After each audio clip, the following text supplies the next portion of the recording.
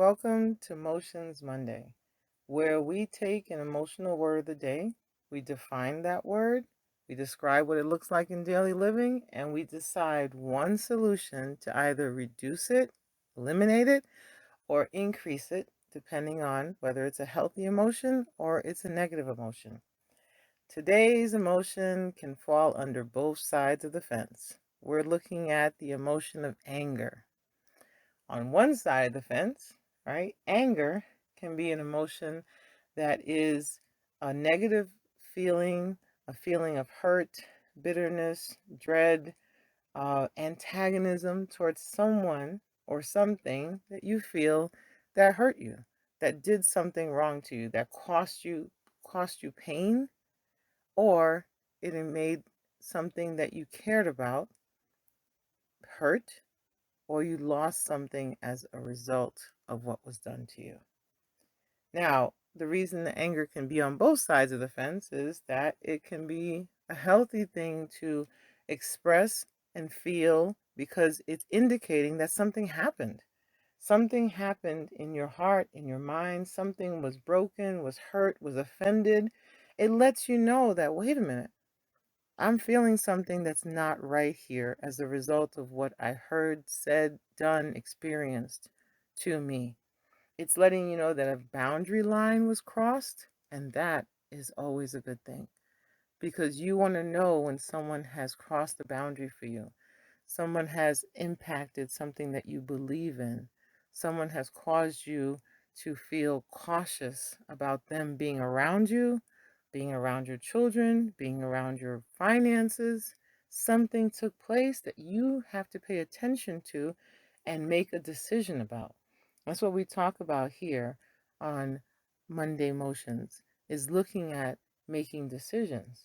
So when somebody or something causes you to feel angry, what's really happening? Because anger is known as a secondary emotion. That something else happened. As a result of what happened, you feel angry. So what happened? Maybe someone, you know, came into your home when you weren't expecting it and made you feel afraid. Someone said something that made you worry about your finances, about being taken advantage of, or being hurt, or being abandoned, or being left alone, or being abused. Right? Something happened that caused you to lose money, and now you're afraid that you won't have enough money to take care of your needs or your resources. Something happened that scared your child, and therefore your desire to protect them made you angry because your child is now afraid and not protected. Somebody lashed out at you. Maybe there was a driving incident where you got cut off while you were driving and you were afraid that you might lose your life. That person cut you off. You could have gotten into a car accident. You could have been hurt. Your loved ones could have been hurt. Or that person sideswiped you and now you have this bill that you have to pay for, this unexpected repair that has to be made. Something was taken from you will cause you to feel angry because now someone stole something or they lied about you at work. Now you left feeling powerless, feeling sad, feeling disappointed, feeling worried. Maybe you got blamed for something you didn't do at work or in some other situation, and you're thinking, what is this person going to think about me? Right? What are they going to say about me? Am I going to lose an opportunity? And so the true primary emotion may be powerlessness or sadness or grief or worry or fear, but it expresses itself as anger because you are responding to what has been done to you in a way that you're taking a stance to protect yourself, to protect what's important, to stop the pain from occurring further, or to stop the loss from taking place. So you are angry because something happened that should not have been happened. A boundary was violated, justice was not done, so it's left you angry. Now you have to decide, I've had this thing happen, I felt this emotion, I responded because I was angry about what took place, what was done, right? Now I have to make a decision. Am I going to keep that anger and let it slowly destroy me from the inside, or let it rob me from an experience, or let it hinder me from connecting with people I need to connect with, or let it take away my whole day. Something happened and now my day is ruined, and now my week and my night, and I can't sleep and I don't feel good, and I'm carrying that anger in my stomach, and I feel nauseous and queasy, and I feel tight in my chest, and I feel pain in my back and my legs. I'm so frustrated and angry. Are you going to keep that? Or are you going to decide, I need to let this go? I need to not continue the pain by carrying the anger, feeling it in my body, not being able to relax in my mind, not being able to communicate.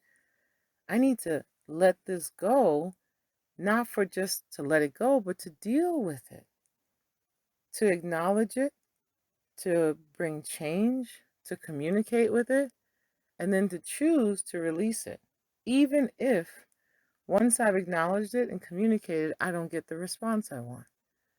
Why? Because I don't want to carry that level of intensity, pain, frustration with me and continue a cycle of hurt. The first hurt made me angry. Keeping that anger continues that cycle of hurt and pain because I'm not allowed to be free in my mind, in my thoughts, in my emotions, to freely move around without still thinking about the offense that happened. So we have to make a decision. You want to recognize when you're getting angry and decide what triggered that anger. You want to recognize when you're getting angry, and you want to decide what triggered that anger. What was the thing that happened that made me feel this way? And then how do I begin to talk to the person that caused that pain so that they'll understand what they did and how what they did affected me, so that they can decide not to do it again. And if they don't decide not to do it again, I have to decide how I'm going to put boundaries, protections in place so that person doesn't continue to do that thing that caused me to feel hurt and angry, and I continue to respond in the same way. So, how do I not feed into that behavior, but also let them know? Because sometimes people have done things to you where they don't know that they cause pain, offense, or hurt. They don't know that that caused you to be afraid. They don't know that it made you uncertain, settled, or anxious. And so you may have to communicate that in a way that they're going to understand. And you'll have to determine before doing that, is this person ready to hear this? Is this person safe to communicate with? And is this person a person that I want to be in relationship with that would require me to even talk about this? Because it may be somebody at work did something that offended you, but if you don't care to be in relationship with them, you're not going to be working with them again, it was just a one-time thing, it may not be necessary to approach them. But then, if it's someone that you have an intimate relationship with and you plan on being with them for a significant period of time, then yes, it's important for them to understand that these things make you feel this way, that this was offensive or hurtful or caused you to feel anxious or fearful. Very important. It's very important that you communicate to people that you want to be in relationship with, that have access to you, that you're going to be working with for a long time in close relationship with, that they understand what they're doing and how they're doing it and how it impacts you, because that allows you to have a deeper, more meaningful relationship with that person if you choose, or set really good boundaries so that you can protect yourself if that person is not willing to change or doesn't understand the impact of what they've done, and they can't see it, but you know. So thank you for joining us for the word of the day. The word of the day is anger. We are going to choose to not keep it because it can be destructive. It can be helpful to recognize what took place, to be in touch with what matters to us, to recognize that something is of a value, it's a principle, it's a belief, it's important, but it can be destructive if we hold it for too long.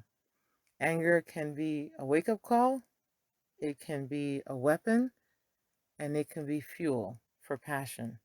But you have to choose how you're going to use it. And you have to recognize when it's no longer effective and when that thing has turned on you and is causing you pain, while the person that caused the offense that led to the anger is all happy, is they're just going about life like nothing happened. Meanwhile, you're carrying that anger. So thank you for joining us for this Monday Motions, and we'll see you next Monday.